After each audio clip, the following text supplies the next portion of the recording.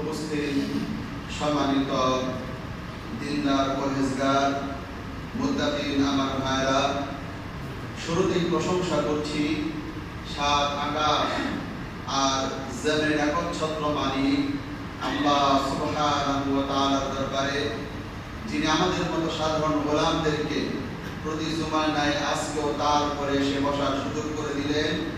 আমরা তার কথা বলার ও শোনার সুযোগ পাচ্ছি, সেজন্য ভিতর থেকে আবেগ উজাড় করে জোরে সোরে আমরা সবাই বলছি আলহামদুলিল্লাহ।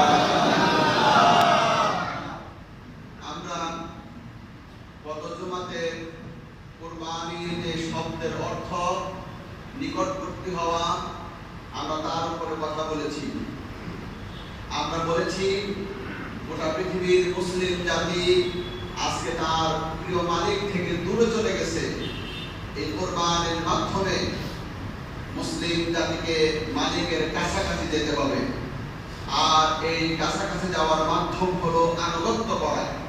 আল্লাহ আনুগত্য করবেন যে যত বেশি আল্লাহ নিকটবর্তী করতে পারবেন সে তত বেশি। এই মেসেজটুকু আমরা গত জুমার আলোচনার মধ্য দিয়ে আপনাদের সামনে পেশ করার চেষ্টা করেছি। তবে আজকের জুমাতে আমরা 10টি বিষয়ে কথা বলবো। বিষয় হয়ে যায় অনেক, কিন্তু সবগুলি লাগবে, যার কারণে অল্প অল্প করে আমরা এই 10টা বিষয়ে আপনাদের সামনে কথা বলবো।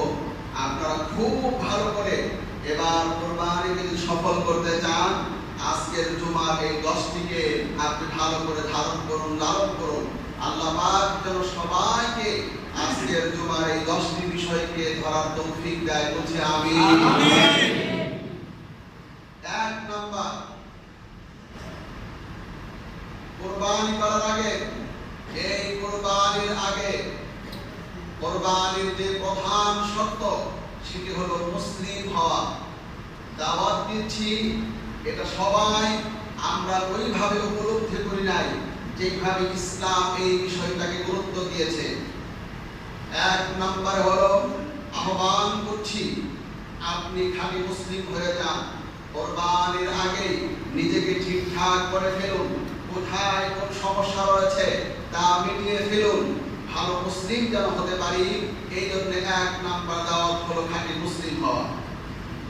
পৃথিবীতে অমুসলিম যারা রয়েছে, একজন অমুসলিম যদি এই কুরবানির দিনগুলোতে 10, 11, 12 এই দিনগুলোতে যদি সে 100 উট কুরবানি করে, তাহলে আপনারা এই ফতোয়া সবাই আমরা দিতে পারবো। উট কুরবানি করেছে 100, কিন্তু 100 কুরবানি করলে কি হবে? যেহেতু তিনি মুসলিম না, সেই জন্য তার 100 উট কুরবানিতে 1 বিন্দু পর্যন্ত সওয়াব হবে না। এবার আসেন গোটা পৃথিবী 700-800 কোটি মানুষের মধ্যে এই বিশাল অংশ বাদ করে গেল। এবার বাকি থাকলো মাত্র 200 মুসলিম। এই 200 কোটি মুসলমান তারা যদি সত্যিকার অর্থে এবার এই 200 কোটি মুসলিমের মধ্যে এক দল হবে হাবিলের দল, আর এক দল হবে কাবিলের দল। হাবিলের দল যারা হবে তাদের কুরবানিটা আল্লাহর কাছে কবুল হয়ে যাবে, কারণ তারা হলো খাঁটি মুসলিম। কিন্তু যদি তিনি ভাগ্যক্রমে কাবিলের দলে সম্পৃক্ত হয়ে যায়, তাহলে পরে তার কুরবানি জবে হবে বটে, গোশত খাবে বটে, কিন্তু আল্লাহর কাছে কবুল হবে না, মঞ্জুর হবে না। সেজন্য 1 নম্বরে কি দেখাচ্ছি? পৃথিবীর 800-700 কোটি মানুষের মধ্যে বিশাল অংশ প্রথমে বাদ পড়ে গেল। এরপরে আসলো মাত্র 200 কোটি মুসলিম। সেইখানের মধ্যে আবার দেখালাম হাবিল কাবিলকে দিয়ে, যাতে করে আমরা হাবিলের দলে সম্পৃক্ত হতে পারি। যদি এমন হতে পারি, তাহলে বিশ্বনবী বলেছে যদি তুমি এই পর্যায়ে হতে পারো, তাহলে তোমার কুরবানি ছোট্ট হবে, কিন্তু তার উপকারিতা অনেক বেশি হবে। সাহাবারা জানতে চাইলো কেমন উপকারিতা? ইয়া রাসূলুল্লাহ, আল্লাহ নবী বললেন ক্বালা বিকুল্লি শারাতিন হাসানা, তুমি কুরবানি করবে, তার প্রত্যেকটা পশমে পশমে আল্লাহ পাক 10-10 করে আমলনামায় লিখে আপনাকে লিখে দিবেন। আল্লাহ নবী সাহাবারা সব প্রশ্ন করেছেন, ওয়া وإنه ليأتي يوم القيامة بقرونها وأشعارها وأزلافها এবং মানুষ একজন খাঁটি মুসলমান যখন আল্লাহর জন্য কুরবানি করবে, একটি মোটা তাজা পুরো কুরবানি করলো, এতে আমাদের দিনে তার শিং উঠবে, খুর উঠবে, লোমগুলি সবগুলি হাসরের মাঠে উঠবে। আমার প্রিয় ভাইয়ের, একজন মুসলিম যখন বিশাল বড় বড় এই প্রিয় মানুষগুলি যখন আল্লাহর প্রিয় বান্দারা যখন বড় বড় পশুগুলি যখন মোটা তাজা পশুগুলি যখন কুরবানি করে দিবে, তাহলে তারটা ছেড়ে দেওয়া হবে না। যেমন মোটা মোটা গরুগুলি কুরবানি করবে, কিয়ামতের দিন অমর মোটা পুলিশিরা তার হয়ে যাবে। সুবহানাল্লাহ। তাহলে আমার প্রিয় ভাইরা, এবার আপনি কোরআন আজিম দেখেন, দুনিয়ার সব নবীরা কুরবানি করেছে, আর দুনিয়ার কোন নবী অমুসলিম ছিল না, সব মুসলমান ছিল। ভালো করে বুঝবেন, এটা আমাদের পৃথিবীতে আজকে সবাইকে বলে দিবেন। এটা একটা দারুণ মেসেজ। আমি গত জুমাতে দেখিয়েছি, আল্লাহর কাছে যেন বান্দারা আসতে পারে, এজন্য সব উম্মার জন্য কুরবানিকে আল্লাহ পাক নির্ধারণ করে দিয়েছে। কিন্তু আমার প্রিয় ভাইরা, সব নবীরা ছিল মুসলিম, সবাই ছিল মুসলিম, কেউ ইহুদি ছিল না, কেউ খ্রিস্টান ছিল না। আর যারা খ্রিস্টান রয়েছে, খ্রিস্টানরা মনে করে তাদের ঈসা আলাইহিস সালামের উম্মাহ হিসেবে তাদেরকে মনে করে। কিন্তু আমার প্রিয় ভাইরা, তাদের জানা উচিত তাদের নবী ঈসা আলাইহিস সালাম খ্রিস্টান ছিল না। আবার ইহুদিরা তারা মনে করে মুসা আলাইহিস সালাম থেকে, তারা তাদের পুত্র মনে করে ইয়াকুব আলাইহিস সালাম থেকে। কিন্তু আমার প্রিয় ভাইরা, ওই জাতি কেউ ইহুদি ছিল না, সবাই মুসলিম ছিল। কোরআন আজিম এক এক করে আমাদের হযরত ইব্রাহিম আলাইহিস সালামের ব্যাপারটা যদি জানতে চাই, 3 নম্বর পারাতে আল্লাহ তাআলা বলে দিয়েছে, শুনো ইব্রাহিম আলাইহিস সালাম কি ছিল। মা কানা ইব্রাহিমু ইয়াহুদিয়্যান ওয়ালা নাসরানিয়্যান ওয়ালাকিন কানা হানিফান মুসলিমা। ইব্রাহিম আলাইহিস সালাম ইহুদি ছিল না, খ্রিস্টান ছিল না, ওয়ালাকিন কানা হানিফান মুসলিমা, তিনি ছিলেন একজন খাঁটি মুসলমান। আল্লাহ তাআলা সূরা আলে ইমরানে রব্বুল আলামিন ৬৭ নম্বর আয়াতের মধ্যে এই কথাটা বলে দিলেন। তার মানে হলো, এখনো বলছি মুসলিম হয়ে তারপরে কুরবানি করতে যান। দেখেন সব নবীরা মুসলিম হয়ে তারপরে কুরবানি করেছে। এই 3 নম্বর পারাতে ইব্রাহিম আলাইহিস সালাম যে তিনি মুসলিম ছিল, এই কথা পরিষ্কার করে দেওয়ার পরে 3 নম্বর পারাতে হযরত ঈসা আলাইহিস সালাম তিনিও যে মুসলিম ছিলেন, তার লোকেরাও যেন মুসলিম ছিল, কথা বলা হচ্ছে। 3 নম্বর পারা 15 নম্বর পৃষ্ঠা সূরা আলে ইমরান 52 নম্বর আয়াতের মধ্যে আল্লাহ তাআলা বলে দিচ্ছেন, ঈসা আলাইহিস সালাম এবং তার লোকেরা, ফালাম্মা আহাসসা ঈসা মিনহুমুল কুফরা ক্বালা মান আনসারি ইলাল্লাহ। আর যখন ঈসা আলাইহিস সালাম তাদের কুফরিকে আশঙ্কা করলেন, এরপরে তিনি বললেন, কে আছো তোমরা আল্লাহর কাছে আমাকে সাহায্য করবে। এইভাবে ডাক দিলেন, সঙ্গে সঙ্গে একদল লোক চলে আসলো। একথা বলা হচ্ছে, ক্বালাল হাওয়ারিয়ুনা নাহনু আনসারুল্লাহ আমান্না বিল্লাহি ওয়াশহাদ বিআন্না মুসলিমুন। এটা আওয়াজ করে বলেন আল্লাহু আকবার।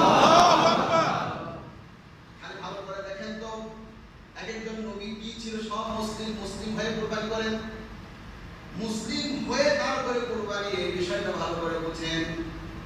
তাহলে 1 নম্বরে দেখালাম ইব্রাহিম আলাইহিস সালামের ঈসা আলাইহিস সালাম। ঈসা আলাইহিস সালাম বললেন, কি আছো আল্লাহর কাছে আমার সাহায্য করবে। ওই সময় ক্বালাল হাওয়ারিয়ুনা নাহনু আনসারুল্লাহ, হাওয়ারিয়ুনা আসার পরে তারা বলল, আমরা আল্লাহর কাছে আপনাদের সাহায্য করব। কারণ হলো আমান্না বিল্লাহ, আমরা আল্লাহর প্রতি ঈমান এনেছি, ওয়াশহাদু বিআন্না মুসলিমুন, আর সাক্ষী থাকেন বিআন্না মুসলিমুন, আমরা সবাই মুসলমান। কি সুন্দর মেসেজ, মুসলিম হয়ে কুরবানি করেন, আবার বলছে মুসলিম হয়ে কুরবানি করেন। তাহলে ঈসা আলাইহিস সালাম তার আসল সঙ্গী সাথীরা সবাই মুসলিম ছিল, মুসলিম হয়ে তারপরে কুরবানি করেছেন। এবং 1 নম্বর পারা 19 নম্বর এবং 20 নম্বর বিষয়টা পড়ার জন্য সবাইকে বললাম, এখানে সব নবীদের মেসেজ দেওয়া হয়েছে, সবাই মুসলিম হয়ে তারপরে কুরবানি করেছে। এই ইহুদি জাতি এটার মূল সূত্র যেখান থেকে শুরু হয়েছে সেই নবীর ইতিহাসটা দেখেন। আমি বললে সুন্দর হবে না, কোরআন বললে কি সুন্দর দেখায়। কোরআন থেকে বলছি, আম কুনতুম শুহাদা ইযা হাদারা ইয়াকুবাল মাউত। আম কুনতুম শুহাদা ইযা হাদারা ইয়াকুবাল মাউত। ইয়াকুব আলাইহিস সালামের মৃত্যুর সময় তোমরা কি তখন উপস্থিত ছিলে? এই প্রশ্নের উপর আল্লাহ পাক আমাদের সবাইকে করছেন। উত্তর দিলেন আল্লাহ করছেন, উত্তর দিলে তুমি কি সুন্দর বুঝতে পারবেন। আল্লাহ বলছেন, আম কুনতুম শুহাদা, তোমরা কি উপস্থিত ছিলে ইযা হাদারা ইয়াকুবাল মাউত। ইয়াকুব আলাইহিস সালামের মৃত্যুর সময় তোমরা কি সবাই উপস্থিত ছিলে? উত্তর আমরা বলবো না, না আমরা কেউ উপস্থিত ছিলাম না। আল্লাহ তাআলা বলছেন, শোনো তার মৃত্যুর সময় কি ঘটনাটা ঘটেছিল তোমরা সেটা শোনো। ইয়াকুব আলাইহিস সালাম ছিলেন, তার থেকেই তো এই সব জাতিগুলি আসছে। এই যে বলে ইহুদি জাতি, এইখান থেকে তারা মনে করে সেখান থেকে আসছে। ইয ক্বালা লিবানিহি মা তা'বুদুনা মিন বা'দি। তিনি তার সন্তানদেরকে বলল, ওহে কলিজার পুত্র সন্তানরা, দুনিয়া থেকে আমি বিদায় হয়ে যাচ্ছি, তোমরা আমাকে বলো আমার পরে তোমরা কার ইবাদত করবে। এবার আসল যারা ইয়াকুব আলাইহিস সালামের ছেলে তারা কি বলল দেখেন।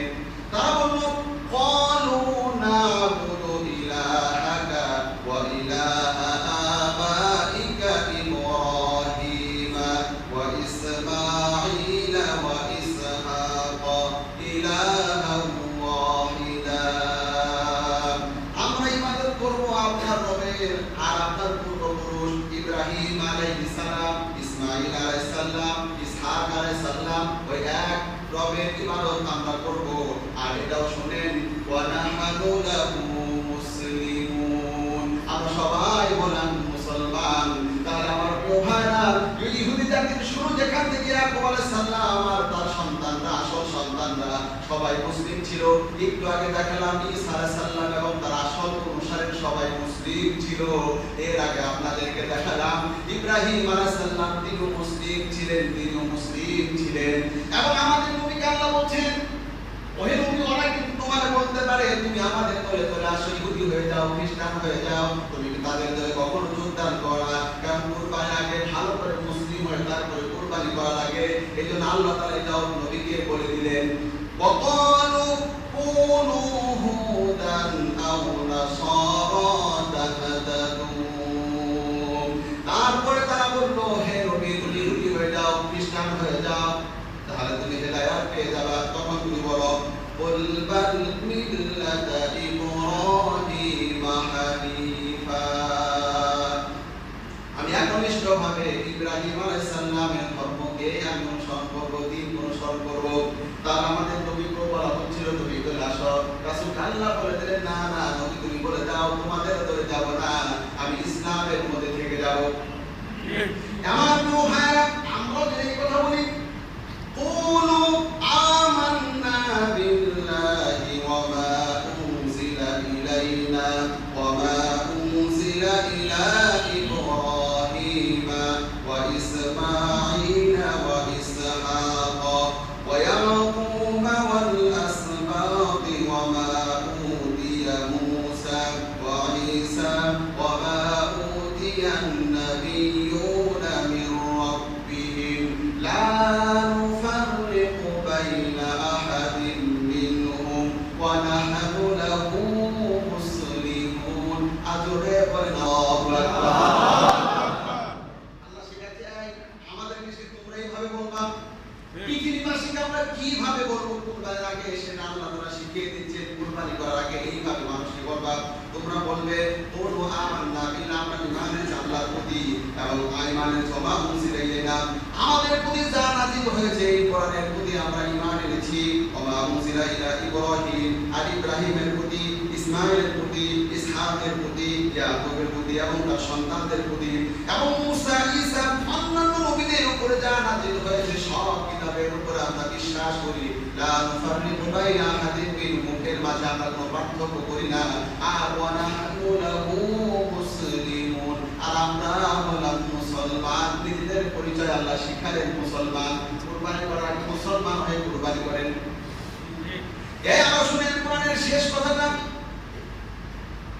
বাসায় গিয়ে ভালো করে পড়বেন 132 নম্বর আয়াত থেকে একেবারে 41 নম্বর আয়াত পড়ে সূরা বাকারা সবটুকু আমি বলতে পারবো না সেটা শেষ আয়াতটা শোনাচ্ছি আল্লাহ তাআলা কি মজার কথাটা বললেন আম তাকুলুনা ইন্না ইব্রাহিমা ওয়া ইসমাঈলা ওয়া ইসহাক ওয়া ইয়াকুব ওয়াল আসবাত কানু হুদান আও নাসারা এই আয়াতটা পরিষ্কার করে দিবে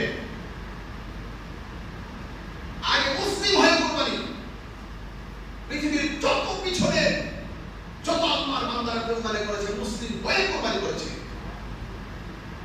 আল্লাহ বলছে আমরা বলুন গোটা পৃথিবীকে বলছে কি বলতে চাও ইন্না ইব্রাহিম ইসমাঈল ইসহাক ওয়া ইয়াকুব ওয়াল আসবাত তার সন্তানরা কানু হুদান আও নাসারা তারা ইহুদি ছিল তারা খ্রিস্টান ছিল তোমরা কি এই কথা বলতে চাও হে নবী তুমি বলো কুল আআনতুম আ'লামু আমিল্লাহ হে নবী তুমি বলো তোমরা বেশি জানো নাকি আল্লাহ বেশি জানে আল্লাহ বলেন তারা সবাই ছিল মুসলমান আর তোমরা তাদেরকে বলতেছো তারা ইহুদি এবং খ্রিস্টান আল্লাহ বলেন তোমরা কি বলতে চাও তারা ইহুদি ছিল নাকি খ্রিস্টান ছিল এই আয়াতের থেকে আর পরিষ্কার কথা একটাও হতে পারে না চিৎকার দিয়ে বলেন ভাই কথা ঠিক কি না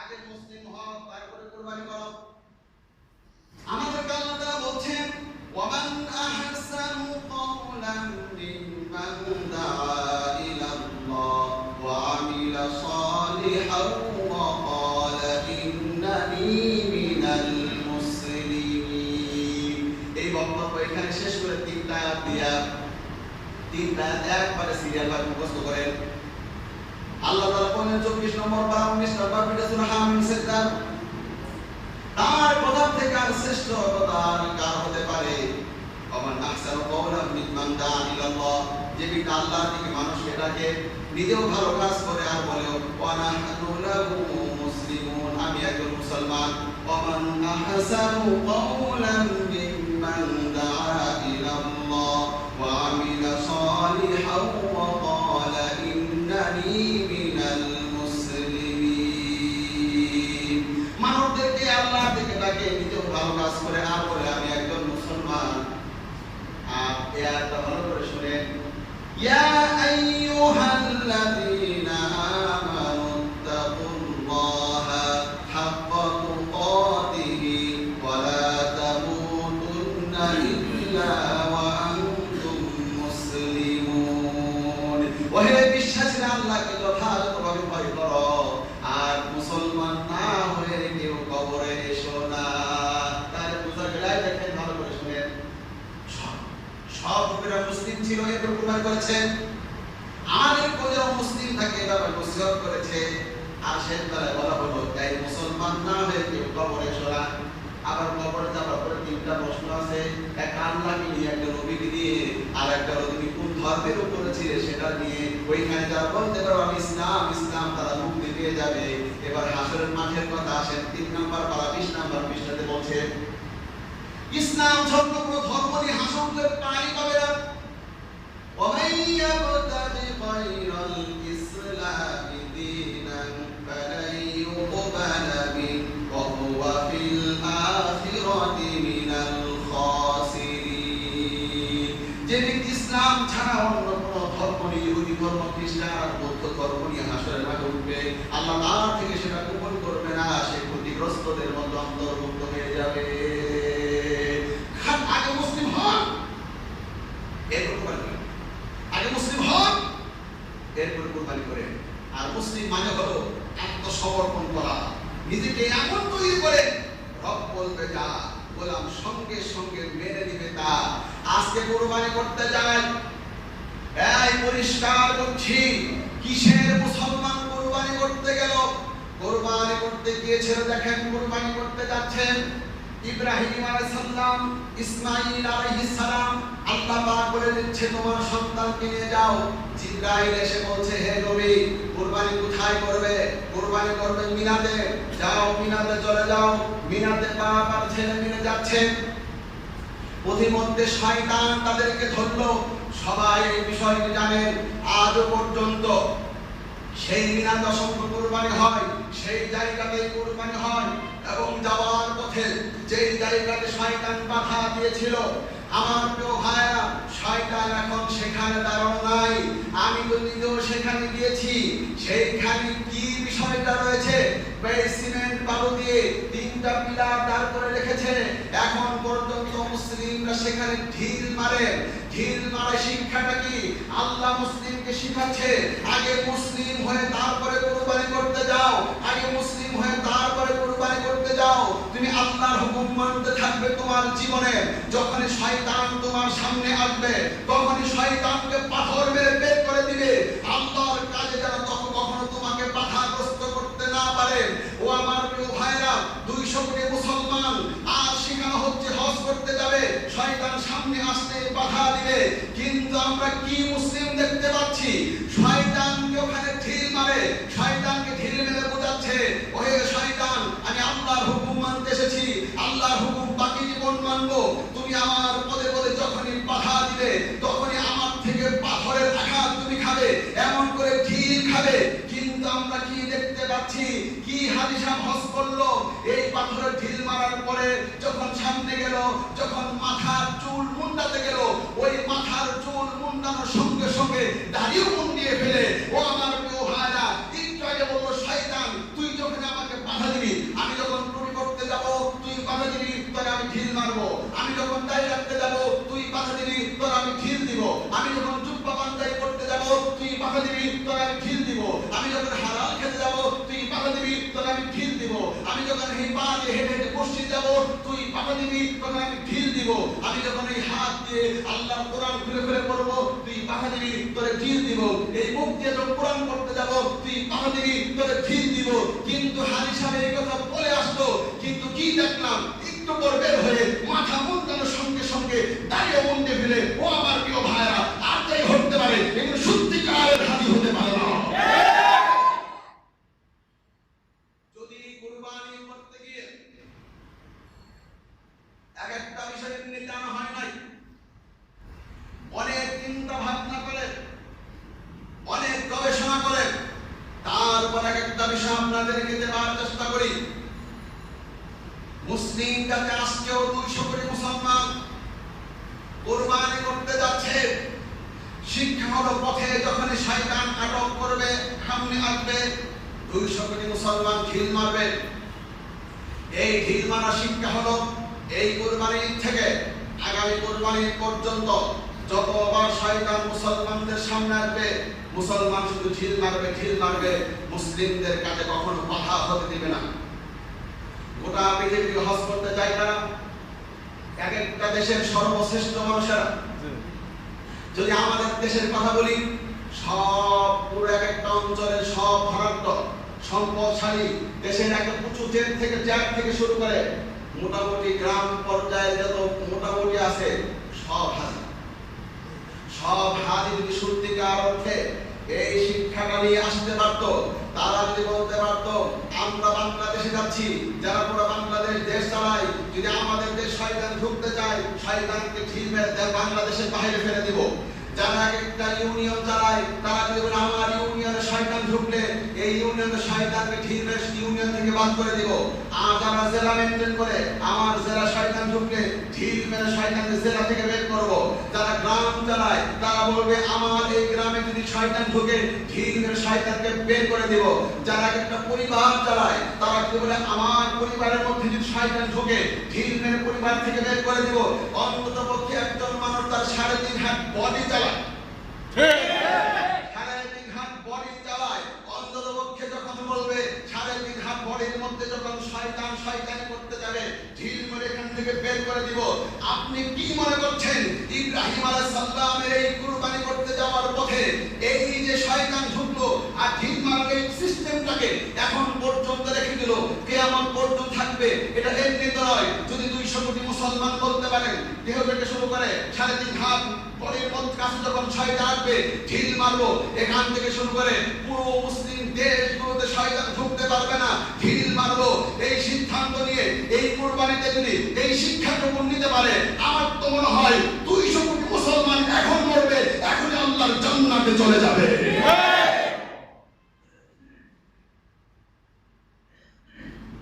তাহলে আজ 1 নাম্বার শিক্ষা হলো মুসলিম হন, এরপর কুরবানি করতে যান।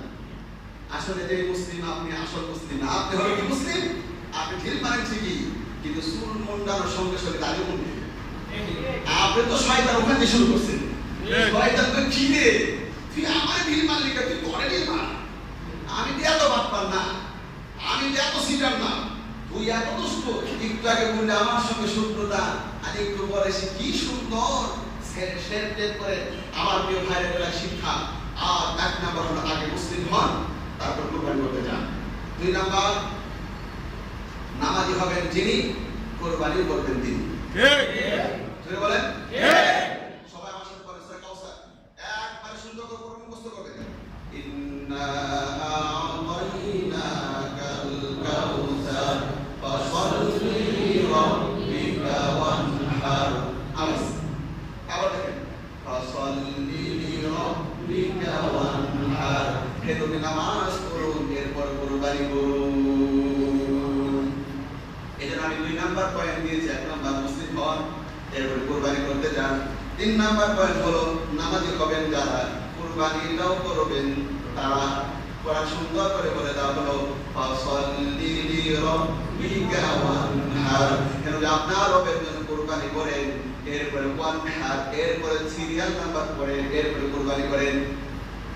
তাহলে বাংলাদেশ সব মুসলিমকে বলা যায় ও আমার প্রিয় ভাইরা, আজকে আমরা কি দেখতে পাচ্ছি? গরু কিনতে যাচ্ছে, আসরের সময় গরু কিনতেছে, কুরবানি দিবেন তিনি, আসর নামাজ গরু কিনতে কিনতে এখানে শহীদ। গরু জবে করার সময় গোশত বানাতে গোশত গরু কুরবানি করলো, 10টা থেকে 11টার মধ্যে গোশত কুরবানি হয়ে গেল। এরপরে গরু নিয়ে নাড়াচাড়া করতে করতে 2টা 2:30 বেজে গেল। এই দিকটা গোসল করে এই দিকটা জোহর শহীদ। আমার প্রিয় ভাই গোশত বড় ফ্রিজ করে রাখলো, এরপরে ঈদের পরে সময়গুলি কাটাচ্ছে। আমার প্রিয় ভাইরা মাগরিবের আগে কি সুন্দর করে গোশত দিয়ে খায়, আর সুন্দর মিডিয়া কি সুন্দর দেখতে থাকে, বলে আমি কি সুন্দর কুরবানি করেছি, কুরবানি করেছি, খুব মজা, সবাই খাও। এটা খেলে মুখ বেরিয়ে হয় না, খাও খাও খাও, কি দাওয়াত দেয় আর বরকত হিসাবে খায়। মাগরিবের সময় মুড়ি দিয়ে কি সুন্দর গোশত খাচ্ছে, আর মাগরিব শরীফ। তাহলে এইভাবে এই দেশে এগুলো হচ্ছে আমার প্রিয় ভাইরা। 2 নাম্বার পয়েন্ট হলো নামাজ পড়বেন যিনি, কুরবানিও করবেন তিনি, আমার কথা নয়। আবার এমন সূরাতে দিলেন যে সূরাটা সবার মুখস্থ আছে, আবার আমাকেও বলেন আসলে আল্লাহ নবীকে আল্লাহ বলেছে ফাসাল্লি লিরাব্বিকা ওয়ানহার। হে নবী, কি সুন্দর বলা হচ্ছে নামাজ পড়ো, এরপরে তুমি কুরবানি করো। 3 নাম্বার পয়েন্ট হালাল অর্থ, উত্তম সাথীর সাথে। আমার কোনো ভাইয়া হালাল অর্থ দিয়ে আপনি কুরবানিটা করবেন, এবং যাতে আপনি অংশীদার নেন, তাহলে তাদের একটু সব বেছে বেছে ভালো নেবেন। আমার সময় কম, 10টা পয়েন্ট, 3 নাম্বার পয়েন্টে গিয়ে শেষ হয়ে যায় সময়। ভালো করে শুনেন, তোমরা যা করো যাই দিন সাফর আশাআযা ফায়ামুতু আলাইহি ইলা সামাই ইয়া রাব্বি ওয়া মা'আমু হারামুন ওয়া মাশরাবু হারামুন ওয়া মালবাসু হারামুন ওয়া দিয়াবিল হারাম। একজন ব্যক্তি মরুভূমিতে সফর করছেন, তারপরে সফর করার পর চুলগুলো খুশক হয়ে গেছে, তারপরে তিনি মরুভূমিতে ক্লান্ত শ্রান্ত হয়ে আল্লাহর কাছে দোয়া করছেন, আসমানে হাত উঠাইয়া ইয়া রাব্বি ইয়া রাব্বি। লোকটা তো ভালোই করেছে, দোয়া কার কাছে করেছেন? জোরে বলেন, কার কাছে? আল্লাহর কাছে। খাজা বাবা না, গাজা বাবা না, লেঙ্কা বাবা না, কেসু দ্বারা, জুলফে দ্বারা, আতাবত, গন্ধেবত, আজে বাজে জায়গায় তিনি নাচে। কি সুন্দর ব্যক্তিটা। দুইটা হাত আল্লাহর কাছে তুলেছে, আবার বলছে ইয়া রব্বি ডাকতেছে, কিন্তু আল্লাহ নবী বলছেন আমাতামু হারামুন, তার খাদ্য হারাম, ওয়ামালবাসু ওয়া মাশরাবু হারামুন, তার পানীয় হারাম, ওয়ামালবাসু হারামুন, তার পোশাক হারাম, ওদিয়া বিল হারাম, তিনি হারাম দিয়ে বড় হয়েছে, কিভাবে তার দোয়াটা আল্লাহর কাছে মঞ্জুর হবে? দুবার ভাই যদি মঞ্জুর না হয়, কুরবানি কিভাবে মঞ্জুর হবে? 3 নাম্বার পয়েন্ট হলো হালাল অর্থ দিয়া এবং উত্তম সাথীর সঙ্গে আপনি সঙ্গী হয়ে তারপরে কুরবানি করবেন। এবার 4 নাম্বার হলো আরাফাত দিনের রোজা। সবাই নসিহত করছি, সোমবার এবং মঙ্গলবার অন্তত পক্ষে সবাই দুইটা রোজা রাখবেন। আল্লাহ নবী বলেছেন সিয়ামু ইয়াউমি আরাফাতা আহতাসিবু আলাল্লাহি আন ইউকাফিরা সানাতাল্লাতী ক্বাবলাহু ওয়াস সানাতাল্লাতী বা'দাহু, যে আল্লাহ নবী বলেছেন আরাফাত দিনের রোজা আমি আশঙ্কা করি, আমি ইচ্ছা করি, আমার মনে হয় এই রোজা রাখলে পরে 1 বছরের পিছনের গুনাহ এবং অগ্রিম গুনাহ আল্লাহ তাআলা মাফ করে দিবে, এবং পিছনের গুনাহ আল্লাহ তাআলা মাফ করে দিবে। এই হলো 5 নাম্বার। 5 নাম্বার আমার প্রিয় ভাইরা, তবে শুনেন, রোজা আমাদের দেশে আমি এই জন্য নসিহত করব, সোমবার মঙ্গলবার দুইটা রাখেন। এত কথা বলা যাবে না, সময় কম, অনেকগুলো দিব। এই দুইটা রাখেন, তাহলে নিশ্চিত আপনি আরাফাটা পেয়ে যাবেন। রাজি আছে কিনা? দুইটা রোজা আমরা সবাই রাখবো, একবার তো ইনশাআল্লাহ। ভাই বলছি 12 ঘন্টা পর্যন্ত রোজা রাখেন, আর সাথে কি করবেন? এই যে আপনাদেরকে যে জিনিসটা দিলাম, এই অল টাইম মুখে রাখেন। এবার কি হজ আমরা করতে পারছি? হজ করতে পারছি না। উমরা কি করতে পারছি না? দেখেন উমরা হজ দিচ্ছি। রাসূল বললেন মান সাল্লাল গাদাতা ফি জামাআতিন, যে ব্যক্তি ফজরের নামাজ জামাতের সঙ্গে পড়লো, সুম্মা কাদা ইয়াযকুরুল্লাহ হাত্তা তাতলু আশ-শামসু, সূর্য উদয় হওয়া পর্যন্ত তিনি বসে বসে সুবহানাল্লাহ, আলহামদুলিল্লাহ, লা ইলাহা ইল্লাল্লাহ, আল্লাহু আকবার বলছে, সূর্য উদয় হলো, সুম্মা সাল্লা রাকাতাইনি, এরপর 2 রাকাত নামাজ পড়লো, কানাত লাহু কাআজিরিল হাজ্জাতি ওয়া উমরাতিন তাম্মাতিন। রাসূলুল্লাহ বলেন তাহলে তার একটা হজ এবং একটা উমরার সওয়াব আল্লাহ তাআলা দান করে দিবে। সুবহানাল্লাহ। তাম্মাতিন, পরিপূর্ণ।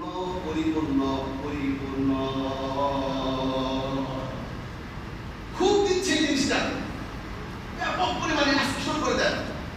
ফজর নামাজটা পড়বেন, বসে বসে এই আমলটা করতে থাকেন, সূর্য উঠবে 2 রাকাত নামাজ পড়বেন, এইটুকু করে আপনি বের হয়ে যাবেন, একটা হজ একটা উমরার সওয়াব আপনি বের হয়ে যাবেন। সুবহানাল্লাহ। এবং সম্পদান করা, আল্লাহর ঘরে সম্পদান করা, রূপদান করা, এর থেকে একটা আমল পেয়েছে হাদিসে, আলা উনাব্বিউকুম বিখাইরি আমালিকুম ওয়া আসআইনা মালিকুম, আল্লাহ নবী বলেছেন আরফা'কা ইনদা ফি দারাজাতিকুম ওয়া খায়রুল লাকুম মিন ইনফাকিদ যাহাবি ওয়াল ফিদ্দা, আল্লাহর পথে সম্পদান করা এবং জিহাদের ময়দানে জিহাদ করতে করতে কাফের দেনিভল করতে করতে নিজে শহীদ হয়ে যাওয়া, এই আমলের চাইতে একটা সেরা আমল রয়েছে। সাহাবারা বললেন ইয়া রাসূলুল্লাহ, সে আমলটা কি? আল্লাহ নবী বললেন ক্বালা যিকরুল্লাহ, সেটা হলো আল্লাহর জিকির। এই কয়েকদিন ব্যাপক আমলটা করেন, হজের সওয়াব পাবেন, উমরার সওয়াব পাবেন, আল্লাহর প্রতিদিন স্বর্ণ দান করেন, দান করতে থাকবেন, এই দানের চেয়ে সওয়াব। এবং যদি আপনি এইভাবে করেন, একবার যদি আপনি আমল করেন, সুবহানাল্লাহ বলেন, তাহলে জান্নাতে একটা বৃক্ষরোপণ হয়ে যাবে। একবার যদি কেউ জিকির করে, তাহলে আল্লাহর পথে দান করার সমতুল্য সওয়াব পেয়ে যাবে। এবং কিয়ামতের দিনে যেই দাড়িপাল্লায় মাপা হবে, এই আমলটুকু দেওয়ার পরে দাড়িপাল্লা অনেক বেশি ভারী হয়ে যাবে। এরপরে জাহান্নামের আগুনের সামনে এটা ঢাল হয়ে সামনে দাঁড়িয়ে যাবে। এরপর যদি আর জিকির করতেই থাকে, শুনেন গাছের ঢালে ঝাঁকি দিলে যেইভাবে পাতাগুলি ঝরে যায়, জিকির করলে একজন ব্যক্তির গুনাহগুলি ওইভাবে ঝরে যায়। এবং কি প্রতিটি অক্ষরে অক্ষরে সুবহানাল্লাহ বলতে হিসাব করেন কতগুলি অক্ষর, প্রত্যেকটা অক্ষরে অক্ষরে 10 করে আমল নামায় নেকি উঠে যাবে। আর একটা হাদিসে পেয়েছি এই জিকিরের শব্দটা যদি কেউ পড়ে তাহলে জিকিরের শব্দ পড়ার কারণে 20টি করে আমলনামায় আমল লেখা হয় এবং 20টি করে গুনাহগুলোকে মুছে দেওয়া হয়। এবং যদি কেউ এই জিকির প্রতি বেশি পরিমাণ করে তাহলে তার ভিতর থেকে মুনাফিককে আল্লাহ তাআলা দূর করে দিবে। সবচেয়ে যেটা করবার গুরুত্বপূর্ণ সেটা হলো মুসলমান আমরা যারা আসছি, আমাদের তো আর খ্রিস্টান আমরা না, কি হিন্দু না, বৌদ্ধ না, আমাদের মধ্যে থাকলে একটু মুনাফিকটাই থাকতে পারে। জিকির বেশি পরিমাণে করলে মুনাফিককে আল্লাহ তাআলা দূর করে দিবে। আমি মুসলিম হতে পারবো আর কুরবানি করব। এই শুনুন, এই জিকির কখন করবেন? জিকির শুনুন ভালো করে। এই জিকির উযু সহ, উযু ছাড়া, গোসল সহ, গোসল ছাড়া, পোশাক সহ, পোশাক খালি গায়ে, পোশাক নাই, শুয়ে বসে হাঁটতে চলতে বাজারে মাঠে দোকানে সর্বাবস্থায় জিকির করা যাবে। জিকির করতে কখনো বাধা নেই। আবার শুনেন, উযু থাকলেও করা যাবে, উযু নাই দিয়েও করা যাবে, শুয়ে থাকলেও করা যাবে, বসা থাকলেও করা যাবে, খালি গায়ে থাকলেও করা যাবে, সর্বাবস্থায় এই জিকির করা যাবে। বিশেষ করে সকালে ফজরের সালাতের পর, বিকালে আসরের সালাতের পর, সন্ধ্যায় মাগরিবের নামাজের পর, ঘুমাতে যাওয়ার আগে এইভাবে করে যখন যে সময় পারেন ব্যাপক পরিমাণে আমি আহ্বান করছি বেশি পরিমাণে জিকির করেন। এবং আল্লাহ নবী বলেছে এই জিকির বেশি করার ব্যাপারে বলেছে আহাবুল আন তামুদু লিসানুকা রাতিবুম মিন যিকরিল্লাহ। এবং কি যখন মানুষ মরে যাবে তখন যেন তার জিহ্বাটা জিকিরে ভিজে থাকে। আমার প্রিয় ভাইরা, এই জন্য আমি আরেকটা দিলাম, এটা হলো জিকির ব্যাপক পরিমাণে। এই শব্দগুলি বলবেন, কি শব্দ? সুবহানাল্লাহ, আলহামদুলিল্লাহ, লা ইলাহা ইল্লাল্লাহ, আল্লাহু আকবার। এটা গেল। আর এই সময়গুলোতে বেশি দরুদ পড়বেন। শব্দটা কি? দরুদ। কি বলেছি? সাল্লাল্লাহু আলাইহি ওয়াসাল্লাম, সাল্লাল্লাহু আলাইহি ওয়াসাল্লাম, সাল্লাল্লাহু আলাইহি ওয়াসাল্লাম। এটা বেশি এতটুকু ছোট করে যদি এটা করতে পারেন, এই দরুদ পড়ার কারণে গুনাহ মাফ হয়, মর্যাদা বৃদ্ধি হয়, আপনার উপর রহমত বর্ষণ হয়, ফেরেশতারা আপনার জন্য দোয়া করতে থাকবে।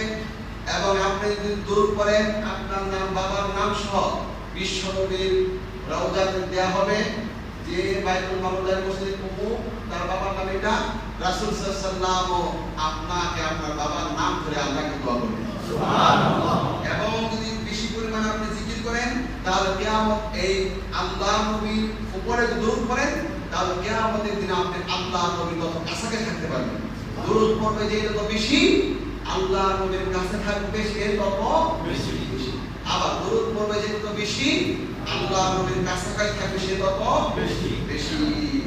এবং আরেকটা মেসেজ শুনেন, কেউ যদি দরুদ পড়ে তাহলে পরে আল্লাহ পাক তার বিপদ আপদ আস্তে আস্তে দূর করে দিবেন। সুবহানাল্লাহ। আমরা সবাই এখন বিপদগ্রস্ত, এক এক রকমের চিন্তা, এইটা সেটা নিয়ে আমরা বিপদগ্রস্ত আছি।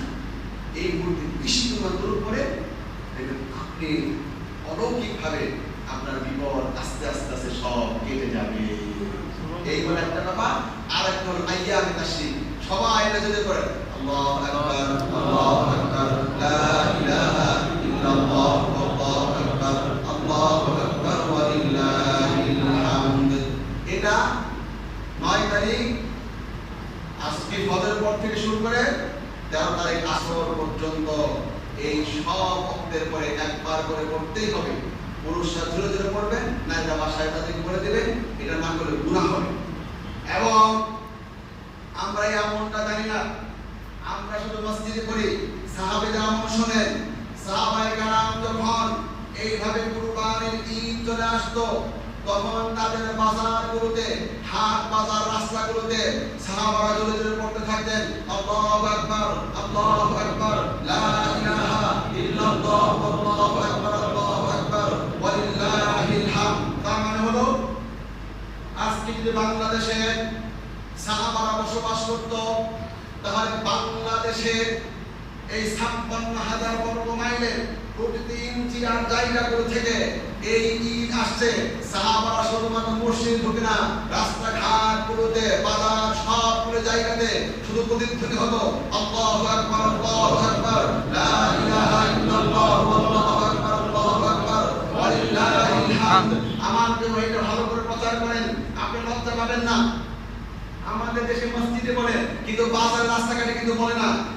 বাইতুল মামুর জামে মসজিদ থেকে আপনি শুনলেন সাহাবারা এটা করতেন, বাজারে রাস্তাঘাটে পর্যন্ত এই মুহূর্তগুলো আসলে এভাবে জুড়ে জুড়ে তারা আল্লাহু আকবার এই তাকবীরটা তারা বলতেন। আমি আপনাদেরকে বলবো এটা যেটা বন্ধ হয়ে গেছে, এই বন্ধ হয়ে যা আমল যদি আমরা উঠাতে পারি তাহলে আমরা 100 শহীদের সওয়াব আমরা পাবো। বলা কেটে পড়ে গেছে, এমন শহীদের সওয়াব আপনি পাবো। কেউ আপনাদেরকে হাসুক, কেউ এটা করুক, আপনি রাস্তায় গিয়ে বলতে থাকেন অন্তত পক্ষে বাইতুল মামুর জামে মসজিদের মসজিদে শুরু করেন।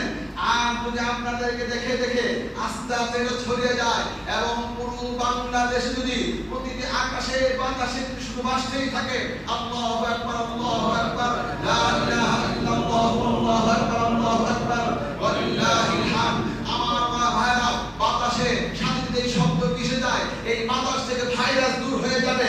আমার প্রিয় ভাইরা, প্রতিটি জমিন থেকে যদি এই পবিত্র শব্দ উচ্চারিত হয় প্রতিটি জমিন বরকত দিয়ে ভরে যাবে ইনশাআল্লাহ। ঈদের পরে বাংলাদেশে কোনো গজব থাকবে না, করোনা থাকবে না, শুধু রহমত আর রহমত দিয়ে ভরে যাবে। ঠিক কি না বলেন? এই যে আমি তাসরিকটা সবাই করবেন। আর আরেকটা আমল হলো ঈদের রাতে ইবাদতটা করেন, এটা হলো 8 নাম্বার। আর ঈদের রাতে ইবাদতটা সবাই করবেন, আজকে এবারও বললাম। আর ঈদের দিনে যে করণীয় রয়েছে সেইগুলো করবেন। খুব করে ঘুম থেকে জাগ্রত হওয়া, মেসওয়াক করা, গোসল করা, পরিষ্কার পরিচ্ছন্ন পোশাক পরা, সুগন্ধি ব্যবহার করা, ঈদগাহে যাওয়ার আগে কিছু না খাওয়া। এটা একটু ভালো করে বলি, ঈদগাহে যাওয়ার আগে কিছু খাওয়া যাবে না।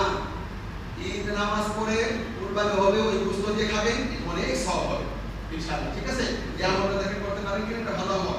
এরপর উচ্চ স্বরে তাকবীর বলতে বলতে কে আসবেন, এই তাকবীরটা দেখেন রাস্তাতে শিখাচ্ছে আল্লাহু আকবার, তাকবীরটা বলতে বলতে আসবেন, মুখে জোরে জোরে বলে বলে রাস্তা দিয়ে করে আসবেন এবং আগে আগে দেওয়া আসা এবং ঈদুল আজহার নামাজটা তাড়াতাড়ি পড়া। রাসূলুল্লাহ সবসময় ঈদের এই নামাজটা তারা তাড়াতাড়ি করে ফেলতেন। আমাদের চেষ্টা করতে তাড়াতাড়ি করা যাতে করে জোহর নামাজে সবাই আমরা আসতে পারি। আজকে আমাদের কমিটি হয়তো আপনাদের জানিয়ে দেবেন ঈদের নামাজের ব্যাপারটি এবং এর সাথে কিছু মাসআলা রয়েছে।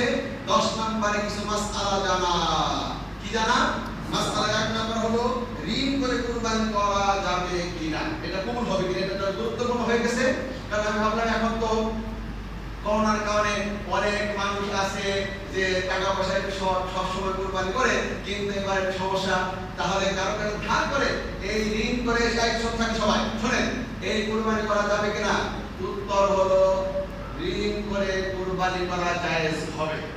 ঋণ করে হজ করা যাবে, ঋণ করে যদি কারণ আল্লাহর পথে দান করা যাবে, ঋণ করে যদি কারণ আপনি কুরবানি করা যাবে। কারণ আপনি একটা ভালো কাজের জন্য ঋণটা বৈধ এবং এই যে আমলটা সেটা হলো বৈধ। ক্লিয়ার?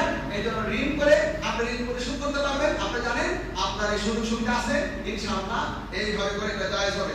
2 নাম্বার হলো অনেকে ঢাকা শহরে থাকে, বিদেশে থাকে, এই পুরোটা আমাদেরকে জিজ্ঞেস করে ওদের বিদেশে আসি, এখন দেশে কুরবানি হচ্ছে বিদেশে না। আমরা জানি নামাজের আগে কুরবানি করলে কুরবানি হবে না।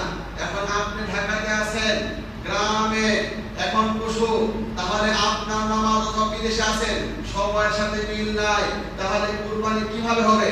এর উত্তর হলো আপনি যেখানে থাকেন বিদেশে, কিন্তু আপনার গ্রামে একজন প্রতিনিধি আপনি তাকে রাখবেন, সে নামাজ পড়ে ওই অঞ্চল কুরবানি করবে, তাহলে কুরবানি হয়ে যাবে। এখানে দূরে থেকে আপনার নামাজের বিষয়টা এখানে আসবে না।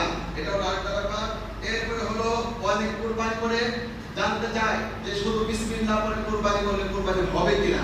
এর উত্তর হলো হ্যাঁ, বিসমিল্লাহ বলে যদি কেউ নিজে কুরবানি করতে চায় এটা হয়ে যাবে। তার উত্তম হলো পুরো দোয়াটা করা। আর যেহেতু আমরা বিসমিল্লাহ অনেক অশুদ্ধ হয়, সেটা দাওয়াত দিব একজন ভালো আলেম এবং পরহেজগার ব্যক্তি এই কাজটা আপনি করেন। এটা ভালো একটা আমলের জিনিস, এটা আপনি করেন, এটা একটা ব্যাপার। এরপরে হলো কুরবানির সময় দাতাদের নাম উল্লেখ করতে হবে কিনা। এটা একটু ঝামেলা লাগে, অনেক দেশে দেখা যায় যে আমার নাম তো বললো না, কি হলো কুরবানি, এই যে একটা ঝামেলা। না, কুরবানি করার সময় যদি আপনার নাম না বলে অন্যের নামও বলে, তাহলেও যিনি এটা মূল কুরবানি দাতা তার পক্ষ দিয়ে কুরবানি হয়ে যাবে। এজন্য এইটা নিয়ে প্রমাণ করি এগুলো হেদায়েত কিতাব এসেছে।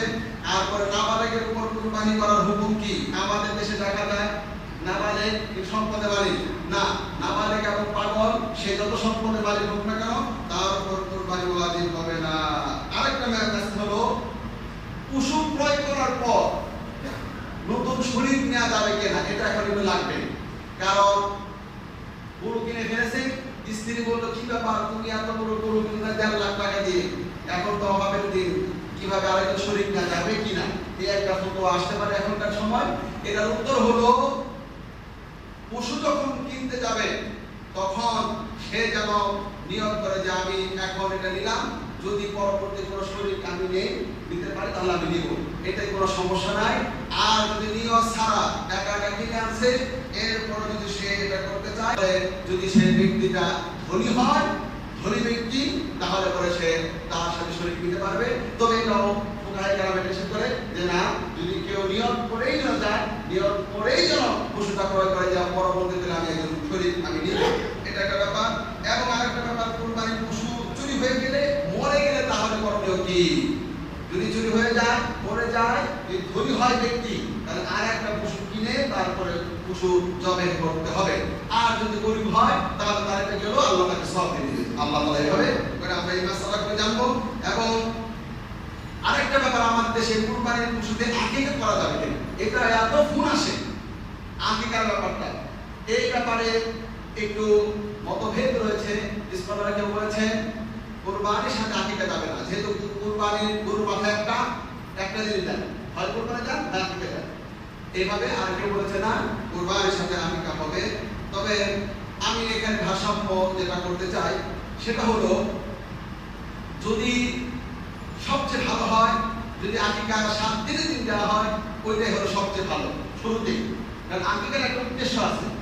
আকিকা মানে হলো এই শিশুটার পক্ষ থেকে একটা পশু দিয়ে দিলাম, এই পশুটা আল্লাহর রাস্তায় দিয়ে দিলাম, শিশুর জীবনটা নিরাপত্তা পেল, এটা হলো মূল উদ্দেশ্য। এখন আপনি 60 বছর বয়সে দিলেন, তাহলে তো তার নিরাপত্তার জীবন তো শেষই। কথা বুঝতে পারছেন? এই যে একটা বোকামি করে, তো আমার এটা মূল বুঝতে হবে। এটা হলো ছোট সময় দিবেন, সব বিপদ দূর হয়ে যাবে। এখন মৃত্যু লাগে আমাকে দিয়ে থাকি, এটা দিয়ে তারপর অনেকে দেয়, কিন্তু এটা আগে বুঝতে হবে, শুরুতে দিয়ে দিবেন, তাহলে পরে এই ঝামেলাটা হবে না, আর কুরবানি সাক্ষাৎ দিয়ে এই প্রশ্নটা আসবে না। তারপরে যদি কেউ দেয়, আমাদের হানাফি মাযহাবে এটাকে জায়েজ বলা হয়েছে, যেমন রুদ্দুল মুহতার কিতাবে এটাকে জায়েজ বলা হয়েছে। এজন্য কেউ যদি বলে তাহলে আমরা এই কিতাবে রেফারেন্সে জায়েজ বলি। আর পরে কাজের লোককে কুরবানি গোশত খাওয়া যাবে কি, এটা অনেক প্রশ্ন আসে। বাসায় আমাদের ঢাকা শহর বিল করে আমরা কাজের লোক রাখি, এটার উত্তর হলো কাজের লোককে গোশত খাওয়াতে পারবে, পরিবার অন্য সদস্যদের মতো করে তাদের গোশত খাওয়াতে পারবে, এতে কোনো সমস্যা নাই। শুধুমাত্র আপনি মনে করবেন না যে এটা তাকে আমি বেতন হিসাবে অথবা অন্য কোনো হিসাবে বিনিময় হিসাবে দিচ্ছি, এটা না, পরিবার সদস্য মনে করে তাকে খাবারটা আপনি খাওয়াবেন। এমন তো হতে পারে আপনি 4টা তরকারি করেছেন, একটা তাকে দেন নাই, হতে পারে না, কিন্তু আপনি তো নিয়ত না, আপনি না পরিবারের অন্য সদস্যদের মতো মনে করে তাকে খাওয়াতে পারবেন। আরেকটা ব্যাপার, কুরবানির গোশত কাফেরকে দেওয়া যাবে না, এটা শেষ। কারণ আমাদের দেশে এটা অনেকে জানে না, কুরবানির গোশত একটা হিন্দু প্রতিবেশী, খ্রিস্টান প্রতিবেশী পাশে থাকে, একে ছাগলের গোশত বা উটের গোশত বা কুরবানির গোশত গরু এটা দিতে পারবেন কি পারবেন না? এর উত্তর হলো অমুসলিমকেও আপনি কুরবানির গোশত দিতে পারবেন। ইসলামের সৌন্দর্য, সুবহানাল্লাহ, সুবহানাল্লাহ, অভাবী এইখানে তাকে দান করতে পারবেন। আজকে এতটুকু থাকলো। আল্লাহ সুবহানাহু ওয়া তাআলাকে দোয়া করছি, আল্লাহ পাক যেন আমাদের এই বারের কুরবানিকে আল্লাহর নিকটবর্তী যাওয়ার একটি মাধ্যম করে দেয়।